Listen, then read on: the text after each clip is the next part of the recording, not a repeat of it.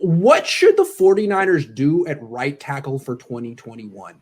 I mean, I asked Kyle yesterday. He acted like, really? You're asking me that question? Mike McGlinchey's great. No, he hasn't been good this year, but he's our guy, and it sounded like he's going to be the starter next year. They're going to pick up his fifth-year option, which is what every 49ers fan wants to hear. So not what will they do at right tackle, what should they do, Leo? I think you got to play out the last year of McGlinchey's contract. You took him with the 9th overall pick. Just to let him go, what are you probably going to get for him at this point? A 4th-round pick, if you're lucky. He has shown some type of promise that you keep him for the last year of his rookie deal. It's not too expensive. I would be against his 5th-year option, but he has to be the right tackle, because we could be looking at this down the future and be like, damn, they should have kept McGlinchey on the last year of his rookie deal. Why did we overreact and just want this team to get rid of him? That's just the unfortunate scenario that I think he's the best option moving forward.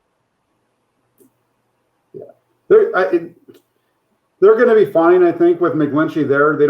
I don't think they have the ability to improve that position going into 2021 with everything that's happening right now.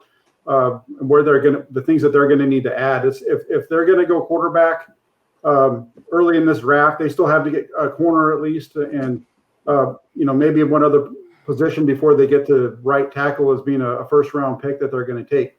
So I think it's going to be McGlinchey there. They definitely need to be grooming somebody though for the future, because if this doesn't improve, they need to have somebody that can step in and play in 2022. In what I wrote earlier this week, I wanted the 49ers to start all their guys that could be potential starters next year and just see what they have, or potential cuts like Justin School, like Grant said, play School possibly at right tackle. But I don't think that's going to be what's going to happen, because I think School's going to be the swing tackle, especially since we don't know if Sean Coleman's ever going to play for the 49ers, because things keep happening with him. He opted out this year. So School might need to be that swing tackle, especially if Brunskill, if they don't address right guard, Brunskill is taken out of that swing tackle conversation.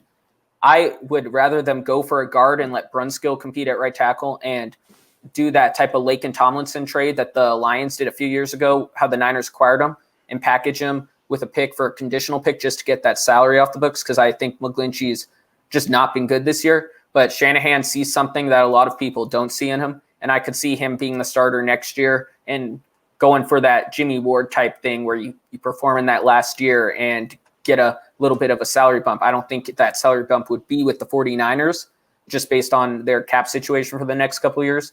But I think McGlinchey would rather be on that 1 extra year deal with the Niners.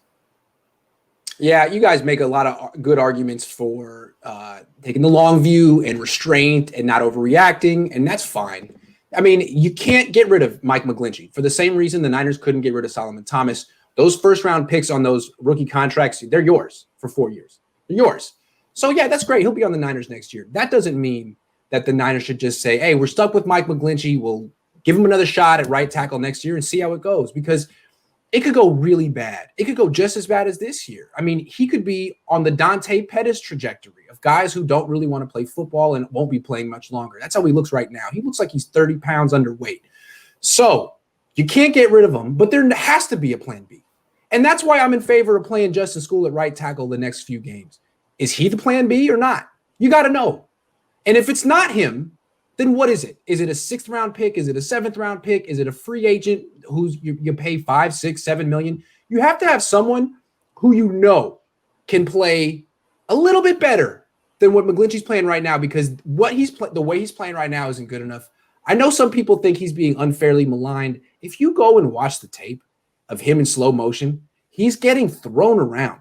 There are plays where he's not necessarily hurting the offense. He's on the backside of a run. He gives up pressure and the ball comes out. He's still getting manhandled.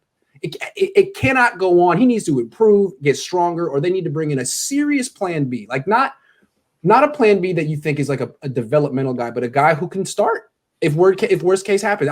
I don't know how they do it, but you got to do it. You got to do it. Otherwise, you're asking for this dude to ruin 2 seasons in a row. Is that harsh? It might be harsh. No, but his name is now Mike McMuffin. I know Joe Staley right now is training a couple of guys for the NFL draft. Maybe that's something that Mike McGlinchey needs to go do in the offseason, and that's a way Joe can establish himself. He'll always be one of the 49er greats, but at least establishing himself, like if he's still a part of the team, even though he's not on the roster, is by having Mike McGlinchey in that offseason, watching his weight, his food, as well as obviously with his feet, his hands, and all of that stuff that go along with it. All right. Yeah, they definitely need to bring somebody in, like you said, Grant, to compete for that position, so that to build that depth behind them, so that they have options. They've got to give themselves those options. Agree. You got to have options. You can't be live or die with Mike McGlinchey. That's scary, risky. Yeah, totally. Yeah. They got to get rid of Incognito. I mean, that's a problem too.